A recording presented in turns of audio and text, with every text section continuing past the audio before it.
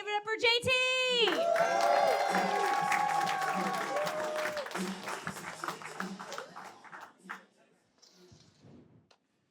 JT! Living in pretty wild times, I think everyone can agree on that, right? You got billionaires going into space just because they can. I mean, they're NASA's biggest challengers since, you're... we got another Kennedy running for president because that family can't take a fucking hint. California got one, Texas got one. It seems like Florida is overdue for one. Maybe he'll just take a slow turn around Cinderella's castle. I think Goofy's in the 6th floor window with a sniper rifle ready to go. Gorsh. But, the country is really divided right now. Everyone's just kind of backed into their own corner, ready to come out swinging, I think like this, and fuck you if you don't, that kind of thing, right? And I grew up in the 90s when there was a lot of rivalries within the music industry, so I figured my generation just learned to pick sides from that and just carried it on with everything, right? You had like Nirvana versus Pearl Jam, Biggie versus Tupac. That was a no-win situation. And a real rap beef, Drake. Britney fans versus Christina fans. Some people liked NSYNC. Some people were just fucking wrong. But I think if we're going to heal the division in this country and unite as one, we're going to have to talk about January 6th, right? January 6th is the day that, the middle ground just eroded away to nothing, right? Pick a side. You're either with us or against us. Good versus evil. January 6th is the day that happened, right? January 6th, right? January the 6th. The 6th of January. January 6th, 1975, because that's the day that Wheel of Fortune debuted on network television to challenge Jeopardy for the American game show crown. That's how I see the world. Look, you're either a Jeopardy person or a Wheel of Fortune person. I probably made some car rides home a little awkward. That's on me. I can live with that, right? Just think about it. Which group of people do you think knows the periodic table of elements, and which group drinks a lot of Mountain Dew?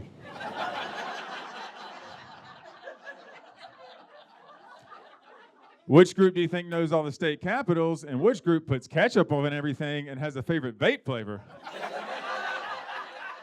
The favorite vape flavor might be ketchup. Science is wild. One more.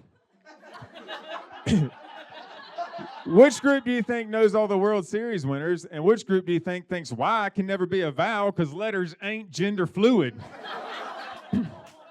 Look, man, you got 5 vowels, E, I, and O, and that's it. End of story. Like Jeopardy's all the time sending people to Alaska or the Galapagos or, I don't know, I hate those categories. But Wheel of Fortune just puts up a backdrop that says, howdy, y'all, it's Texas week. But they're still filming the show in Burbank because those dum-dums don't know the difference, right? I'm obviously a Jeopardy person, right? Abundantly so, right? But I think I liked watching Wheel of Fortune more for that sense of hopelessness and existential dread that Pat Sajak had when they would come back from commercial break. We're back and still doing whatever this shit is. She doesn't even have to turn the letters over anymore, right? Here's the best thing I ever saw on that program, right? First contestant spins the wheel.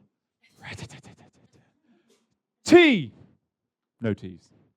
Second person spins the wheel. T. Even louder. Still no T's. Third person spins the wheel. Why? And Sajak said, I ask myself that every single day.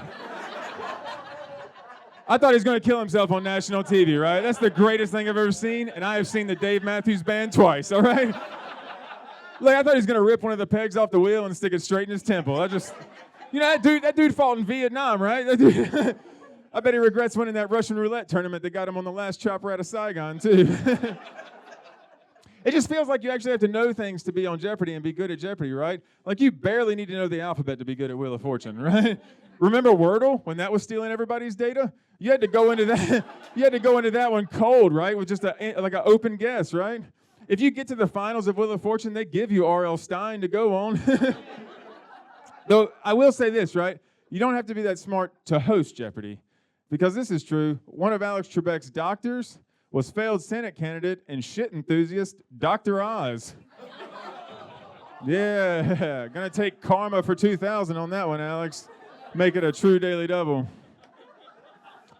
It's crazy that we're so divided. I think more certainly unites us than divides us, right? You know? I think we all share one common enemy, and that's autocorrect. Whole lot of ducking going on. Way too much ducking going on for Chris Brown to be single and R. Kelly to be in jail. Whole lot of ducking, right?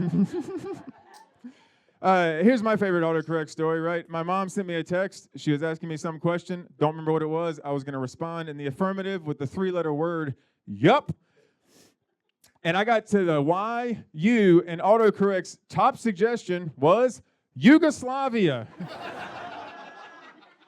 All right, now my Jeopardy people will be quick to assert Yugoslavia, not a country since 1992. How often is that getting typed in that autocorrect assumed it was what I was going to type to my mother, right? So that became a thing between me and my mom. Anytime she would ask me a question, I would respond with Yugoslavia. You coming home this weekend? Yugoslavia. Did you see the game? Yugoslavia. Which country was founded in the aftermath of World War I to unite the people of Serbia, Croatia, and Slovenia? Yugoslavia, right? Got to keep the facts straight, right? Now, look, I've seen things like Homeland and The Wire, and since I carry one of these next to my dangly bits all day, I know that the government is spying on everything that I do, right?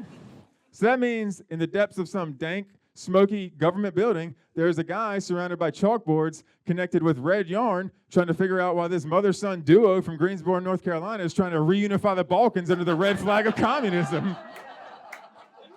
Right? That's crazy, man. He'd be just like poring over text after text after text, trying to figure out why we talk about the strength of Manchester City's midfield attack and how cool Brandy Carlisle is. He's probably thinking we're going to attack out of the northwest of England with an army of lesbian rock stars. What does it all mean? Right? I think we're too quick to jump to conclusions, right? We like to paint with broad strokes, you know? But I don't think anything's all good or all bad. I think we live in a shade of gray and kind of fluctuate between the extremes, right? Like take, for instance, cancer, right? Horrible. It's probably affected everyone in this room somehow. But it made Lance Armstrong more comfortable on his bike. Probably a little bit more aerodynamic in the bedroom, too. One more. Dementia. Horrible. Takes people from us way before they need to, right? But it turned Ronald Reagan and Margaret Thatcher into bumbling idiots before they died. They were so good at deregulation, they did it to themselves. All right, that's enough.